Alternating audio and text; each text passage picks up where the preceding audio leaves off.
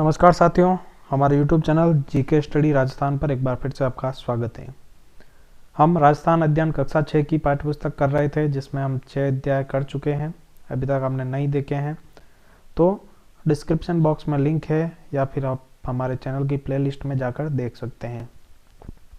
अभी तक हमारे चैनल को आपने सब्सक्राइब नहीं किया है तो वो भी कर लीजिएगा, बेल आइकन को प्रेस कर लीजिएगा और आने वाले वीडियोज़ के सभी नोटिफिकेशन आपको तुरंत ही मिल जाएंगे।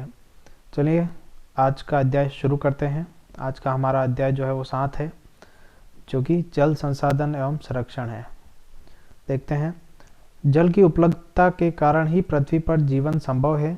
जल का उपयोग पेयजल, दैनिक घरेलू कार्य, सिंचाई, उद्योग आदि कार्यों में किया जाता है। जल के समस्त स्रोत जल संसाधन कहलाते हैं। राजस्थान के मुख्य जल स्रोत में झीलें, नदियाँ और उन पर बने बांध व नहरें, तालाब, कुएं एवं नलकूप आदि हैं। आइए हम इस अध्याय में राजस्थान के जल संसाधनों एवं अफवाह तंत्र का विस्तार से अध्ययन करते हैं। चलिए देखते हैं आगे। अफवाह तंत्र हम देखते हैं राजस्थान के अफवाह तंत्र के बारे में। अफवाह तंत्र धरातलीय बनावट और भूगर्भिक संरचना के आधार पर किसी नदी तथा उसकी सहायक नदियों द्वारा निर्मित जल प्रवाह की विशेष व्यवस्था को अफवाह तंत्र या प्रवाह प्रणाली कहते हैं। दो अफवाह क्षेत्रों के मध्य की उच्च भूमि को वर्षा जल को विभिन्न दिशाओं में विभक्त कर प्रवाहित करती है, उसे जल विभाजक रेखा कहते हैं। ठीक है, जल विभाजक रेखा किसे कहते हैं, प्रश्न बन सकता है। जैसे कि राजस्थान में कौन है, अरावली पर्वतमाला, यानी कि दो स्थानों के बीच ऊंची भूमि जो पानी को दिशा उस राइट वाली राइट और लेफ्ट वाले लेफ्ट में भेज देती है, उस उच्च भूमि को जल विभाजक रेखा कहते हैं। राजस्थान का अफवाह तंत्र। राजस्थान के अफवाह तंत्र को 3 भागों में बांटा गया है। देखते हैं अपन इसके 3 भाग कौन से हैं। यस, 3 भागों में बांटा गया। पहला, बंगाल की खाड़ी का अफवाह तंत्र। अरावली पर्वत से पूर्वी भाग में बहने वाली बनास, काली सिंध, पार्वती आदि नदियां चंबल में प्रवाहित होकर यमुना नदी में मिल जाती है तथा यमुना नदी गंगा नदी में एवं अंत में गंगा नदी का जल बंगाल की खाड़ी में मिल जाता है। इन 3 नदियों को बंगाल की खाड़ी का अफवाह तंत्र कहते हैं। कौन सी 3 नदियां हैं बंगाल की खाड़ी का अफवाह तंत्र? तो बनास, काली सिंध और पार्वती। राजस्थान की ये 3 नदियां हैं। मुख्य छोटी छोटी और भी होगी, लेकिन मुख्य 3 नदियां जो बंगाल की खाड़ी का अफवाह तंत्र है। अगला, अरब सागर का अफवाह तंत्र। अरावली पर्वत से पश्चिम भाग में बहकर अपना जल अरब सागर में ले जाने वाली कौन कौन सी माही, लूनी, साबरमती, पश्चिमी बनास एवं इसकी सहायक नदियों को अरब सागर का अफवाह तंत्र कहते हैं। ये ध्यान रखना है आपको, प्रश्न ऐसे ही पूछे जाते हैं। एक तो उद्गम पूछा जाता है नदियों का, एक अफवाह तंत्र पूछा जाता है और एक लंबाई वगैरह। तो यहाँ अपन अफवाह तंत्र की ही बात कर रहे हैं तो उसके बारे में ही प्रश्न देखेंगे। अगला, आंतरिक अफवाह तंत्र। ऐसी नदी जो किसी समुद्र तक ना पहुंचकर स्थल भाग में ही विलुप्त हो जाए या झील किसी झील में मिल जाए तो उसे आंतरिक या भूमिगत अफवाह तंत्र कहेंगे, वाली नदी कहते हैं। राजस्थान में बहने वाली गग्गर देखो, राजस्थान में बहने वाली गग्गर, बाणगंगा, कांतली, साबी, रूपारेल, मैडा आदि नदियां आंतरिक प्रवाह तंत्र के उदाहरण हैं। यहाँ आपको प्रश्न कैसा बनेगा, 4 नदियों का नाम दिया जाएगा और पूछा जाएगा कि कौन सी आंतरिक नहीं है, कौन सी बंगाल की खाड़ी वाली है, कौन सी अरब सागर वाली है या नहीं है। ऐसे प्रश्न आएंगे, तो इनको आप तैयार करके रखिएगा। अब राजस्थान की प्रमुख नदियाँ। अब अपन यहाँ नदियों की बात करने वाले हैं। तो पहली है अपनी कौन सी, चंबल। इस नदी का उद्गम स्थल मध्य प्रदेश में विंध्याचल पर्वत है। देखिए नदी का क्या क्या ध्यान रखना है। एक तो उद्गम स्थल, यह राजस्थान की सबसे लंबी, ठीक है, एकमात्र वर्ष भर बहने वाली नदी है। ये भी इम्पोर्टेंट फैक्ट है इसके बारे में कि राजस्थान की सबसे लंबी या फिर राजस्थान की एकमात्र वर्ष भर बहने वाली नदी कौन सी है, तो चंबल है।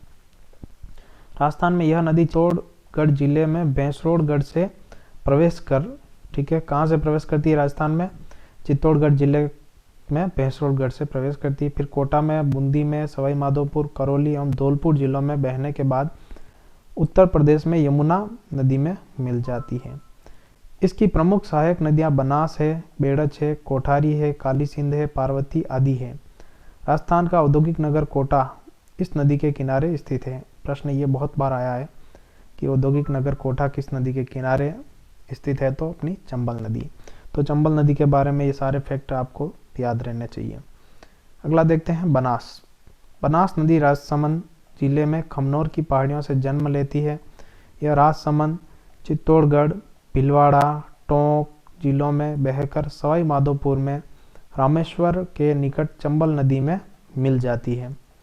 यह एक मौसमी नदी है। पूर्णतः राजस्थान में बहने वाली यह सबसे लंबी नदी है। देखिए ये प्रश्न इंपॉर्टेंट कि सबसे लंबी तो हमने देखी तो चंबल थी, लेकिन पूर्णतः राजस्थान में ही बहने वाली सबसे लंबी तो अपनी बनास है।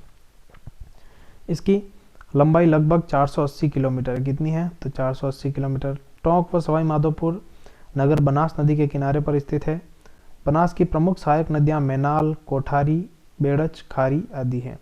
देखिए इन नदी वाले इस स्लाइड में बहुत से इंपॉर्टेंट क्वेश्चन हैं, आप इनको जरूर या तो स्क्रीनशॉट ले लें या आप नोट कर लें, एग्जाम टाइम में बहुत काम आने वाले हैं आपके। अगली नदियां देखते हैं अपन। तो अगली जो हमारे सामने नदियां आएगी वो है लूनी।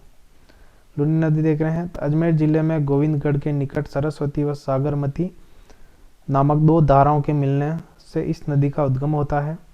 अजमेर, नागौर, पाली, जोधपुर, बाड़मेर, जालोर जिलों में बहने के बाद यह नदी कच्छ की खाड़ी में मिल जाती है। बाड़मेर जिले के बालोतरा तक इस नदी का जल मीठा होता है। इसके बाद जल खारा हो जाता है। इसकी सहायक नदियों में जोजरी, बांडी, जवाई, मीठड़ी, खारी, सुकड़ी, सागी, गुहिया आदि हैं। इम्पोर्टेंट फैक्ट है, ये सारे आपको याद रहना चाहिए, प्रश्न बनते हैं यहाँ से, काफ़ी इम्पोर्टेंट है। अगला माही नदी। मध्य प्रदेश में विंध्याचल पर्वत इस नदी का उद्गम स्थल है। यह नदी राजस्थान में बांसवाड़ा, प्रतापगढ़ जिलों में बहने के बाद खंबात की खाड़ी में मिलती है। इसकी प्रमुख सहायक नदियाँ सोम व जाखम है। माही नदी, ठीक है, ध्यान रखिएगा इसको।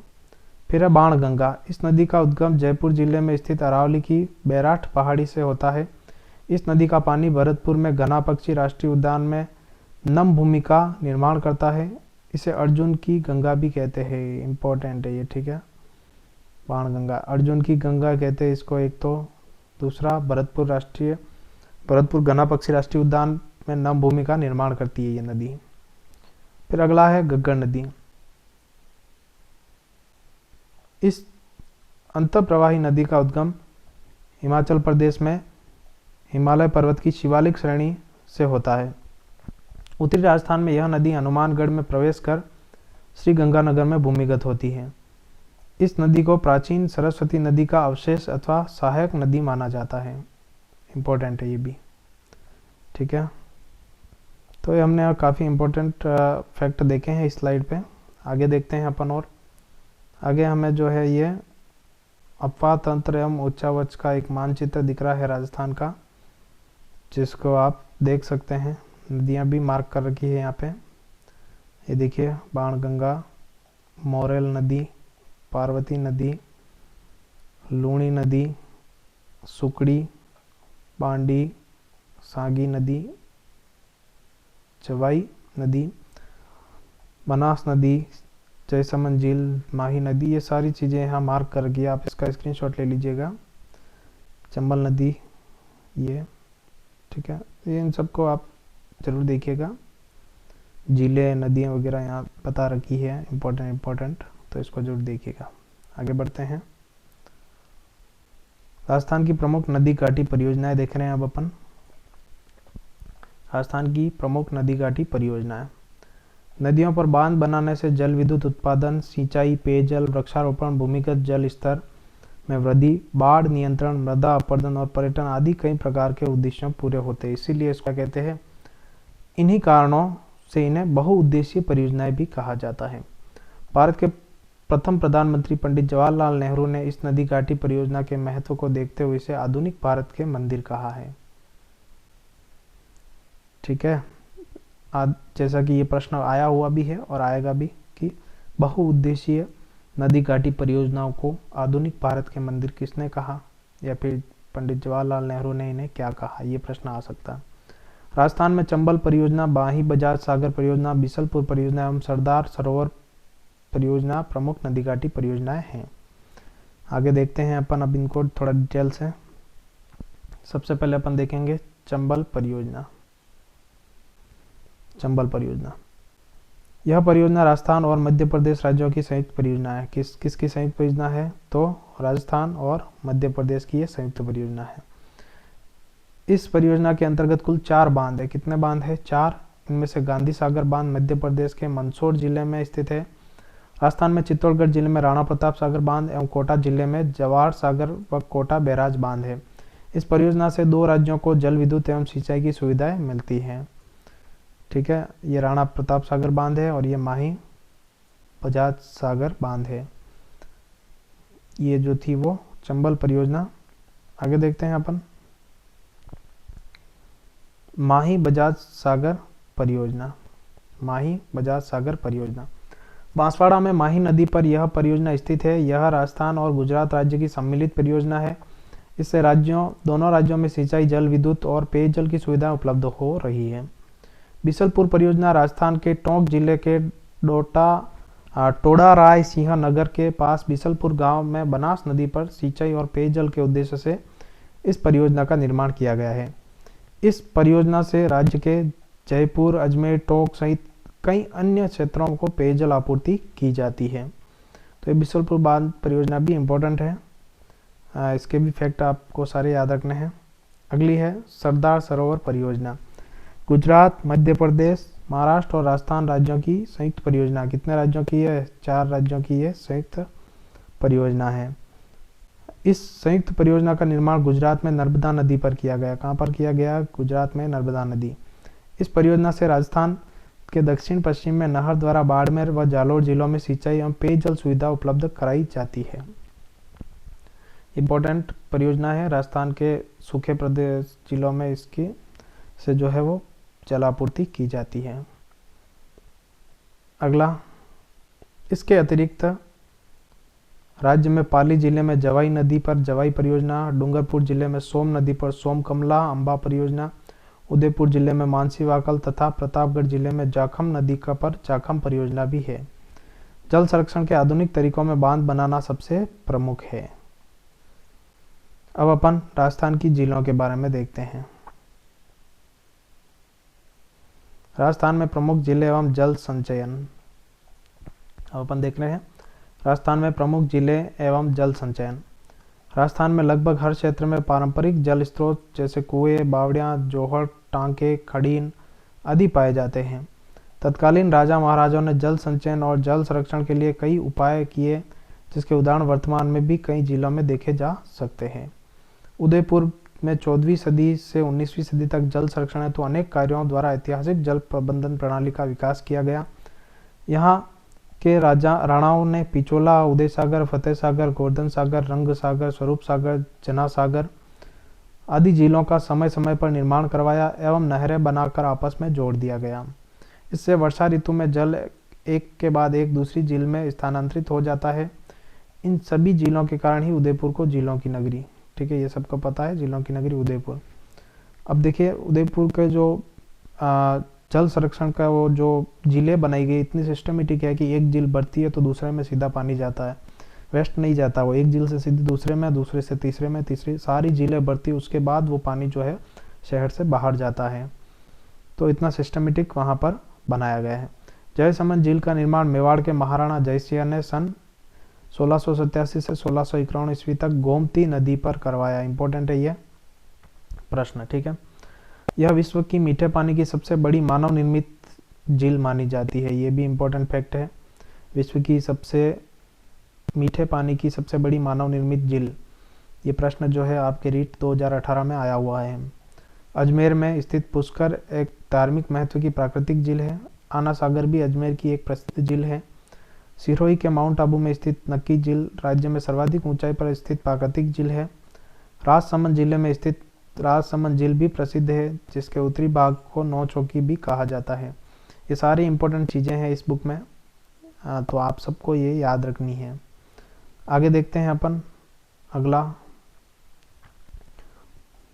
इसके अतिरिक्त जोधपुर में बालसमंद, कायलाना एवं उमेद सागर, जैसलमेर में गढ़ीसर, डूंगरपुर में गैप सागर, बीकानेर में कोलायत, अलवर में सीलीसेड आदि कई अन्य जिले भी राजस्थान में महत्वपूर्ण जल संसाधन है। राज्य में मीठे पानी की झीलों के अतिरिक्त जयपुर, अजमेर एवं नागौर के मध्य सांभर झील, बाड़मेर में पचपदरा, नागौर में डिडवाना, बीकानेर में लूणकरणसर, जैसलमेर में पोखरण, जोधपुर में फलोदी आदि खारे पानी की झीलें भी स्थित है। ये खारे पानी की झीलें हैं, इंपॉर्टेंट है प्रश्न, ठीक है। कौन सी खारे पानी की झील नहीं है या कौन सी जो है किस जिले में है या कौन सी या मिलान चिन्ह, ऐसे कई प्रश्न बनते हैं यहाँ पर। ये आपको एक मानचित्र दिया गया है जो है उदयपुर का। मेवाड़ के राणा एवं महाराणाओं द्वारा उदयपुर में निर्मित झीलें, नदी संगम तथा झील संगम का चित्र। यहाँ पर आप देखेंगे कि सारी जो झीलें हैं वो एक दूसरे से मिली हुई है, ठीक है। देखिएगा आप, सारी जो है वो एक दूसरे से मिली हुई है। ये देखिए, प्रसिद्ध झील उदयपुर की फतेह सागर, पिचोला, ये बड़ी तालाब है, ये रूप सागर है, ये सारी इधर गोवर्धन सागर है। ये सारी इंपॉर्टेंट झीलें हैं और ये इन छोटी छोटी नहरों और नदियों से मिली हुई। ये इंपॉर्टेंट नदी है एक जो फतेह सागर को पड़ती है और इस फतेह सागर से पानी इधर जाता है और इधर से भी आता है और इस फतेह सागर में इधर से भी आता है और ये पूरा एक दूसरे से मिला हुआ जाल है एक तरह से। इंपॉर्टेंट है, आप इसका स्क्रीनशॉट ले लीजिएगा। आगे देखते हैं जल संरक्षण। जल संरक्षण हमारा प्रथम दायित्व है। जल संरक्षण के लिए प्रत्येक नागरिक को प्रशासन का सहयोग करना चाहिए। इसके लिए आवश्यक है कि हमें जलाशयों में घरेलू और औद्योगिक अपशिष्ट नहीं डालने चाहिए। पेयजल स्रोतों के निकट स्नान आदि नहीं करना चाहिए। इनके साथ साथ जल संचयन, जनसंख्या नियंत्रण, सिंचाई की उन्नत विधियों के प्रयोग, वृक्षारोपण में वृद्धि, भूमिगत जल का विवेकपूर्ण उपयोग और जल का पुनः उपयोग आदि प्रयत्नों से जल का संरक्षण किया जाना अति आवश्यक है। अधिक वर्षा वाले क्षेत्रों में जल को नहरों के द्वारा कम वर्षा वाले क्षेत्रों में पहुंचाकर जनजीवन और उद्योगों के लिए अनुकूल परिस्थितियां सरकार द्वारा उपलब्ध कराई जा रही है। वर्तमान में रफ टफ जल संचयन एवं वाटर हार्वेस्टिंग तकनीकें बहुत प्रचलित हैं। रूफ टॉप जल संचयन विधि में घर की छत पर गिरे वर्षा के जल को घर के नीचे बने कुएं में एकत्र किया जाता है। वाटर हार्वेस्टिंग तकनीक द्वारा वर्षा के व्यर्थ बहने वाले जल को भूमिगत किया जाता है। पश्चिमी राजस्थान के प्राचीन समय से ही यहाँ के निवासी टांका, खड़ीन, जोहड़ आदि का निर्माण कर वर्षा जल का संग्रहण एवं संरक्षण इसी तकनीकों को वृहद स्तर पर अपनाने की आवश्यकता है। तो ये जल संरक्षण के बारे में हमें कुछ सुझाव दिए गए हैं। फिर अब आप कुछ शब्दावली दे रखी है, देख लीजिए इसको क्या है। भूगर्भिक यानी कि भूमि के अंदर, अफवाह यानी कि नदी जल का बहना, टांका यानी कि पश्चिमी राजस्थान में जल संरक्षण हेतु घर में बनाई गई कुएं नुमा संरचना है। खड़ीन पश्चिमी राजस्थान में कृषि के लिए जल संरक्षण हेतु बनाई गई संरचना है। जोहड़ वर्षा जल को रोककर भूमिगत जल स्तर को बढ़ाने हेतु बनाई गई संरचना है। और संरक्षण यानी कि सुरक्षित रखना। तो ये अध्याय जो है हमारा यहीं समाप्त होता है। इसके कुछ प्रश्न जो है आपके लिए छोड़ के जा रहे हैं, आप कमेंट में इसके आंसर जरूर दीजिएगा। बनास किस नदी की सहायक नदी है? माई बजाज सागर परियोजना कहाँ स्थित है? और इनके उत्तर भी आप दे सकते हैं। तो आई होप आपको वीडियो अच्छा लगा होगा। अच्छा लगा है तो लाइक कीजिएगा, शेयर कीजिएगा, कमेंट कीजिएगा और हमारे चैनल को सब्सक्राइब नहीं किया है तो कर लीजिएगा, बेल आइकन को भी प्रेस कर लीजिएगा। चलिए आपसे मिलते हैं नेक्स्ट वीडियो में, तब तक के लिए बाय। जय हिंद साथियों।